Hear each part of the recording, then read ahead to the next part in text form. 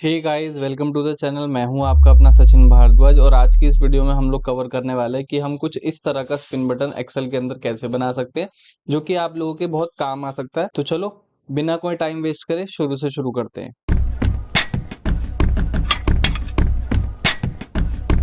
तो सबसे पहले आप यहाँ देख रहे हो मैंने एक मार्कशीट को ऑलरेडी यहाँ ले रखा है। अब हमें यहाँ पर फॉर्मुलेस लगाने हैं और उसके बाद स्पिन बटन सेट करना है। तो यहाँ पर फटाफट से फॉर्मूला लगा लेते हैं। फॉर्मूला हमें लगाना है बच्चों वी लुकअप का, equals to V lookup bracket open. ID की सिलेक्शन लेनी है आपको और F4 से सेल को लॉक करना है। जैसे ही F4 प्रेस करोगे आप देखोगे ये डॉलर्स आ जाएंगे। इस डॉलर का मतलब ये होता है कि हमने अब ये सेल को लॉक कर दिया। कॉमा, कॉमा लेने के बाद अब हमें पूरी शीट की सिलेक्शन लेनी है। इस शीट की सिलेक्शन को भी F4 से लॉक कर देंगे हम लोग। कॉमा, अब लगाना है हमें मैच का फॉर्मूला MATCH ब्रैकेट ओपन। अब उसके बाद हमें स्टूडेंट नेम की सिलेक्शन लेनी है, इसको लॉक नहीं करना हमें। कॉमा, फिर हमें सिलेक्शन लेनी है ऊपर हेडिंग, हेडिंग की सिर्फ सिलेक्शन लेके इसको भी लॉक कर दो F4 से।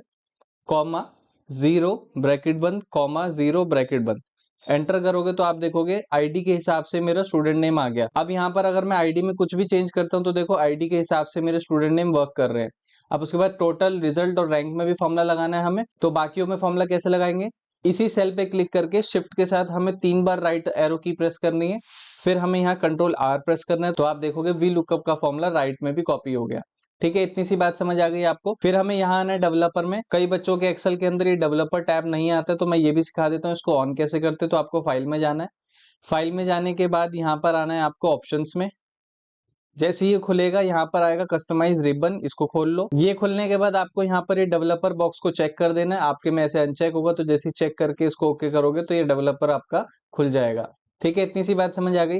फिर स्पिन बटन बनाने के लिए हमें इंसर्ट में जाना है। इंसर्ट में चौथे नंबर पे आप ये बटन देख रहे हो, क्लिक करो और इसी के नीचे मैंने बना लिया इसको। फिर इसी बटन पे रहते हुए राइट क्लिक करना है, फॉर्मेट कंट्रोल पे जाना है आपको।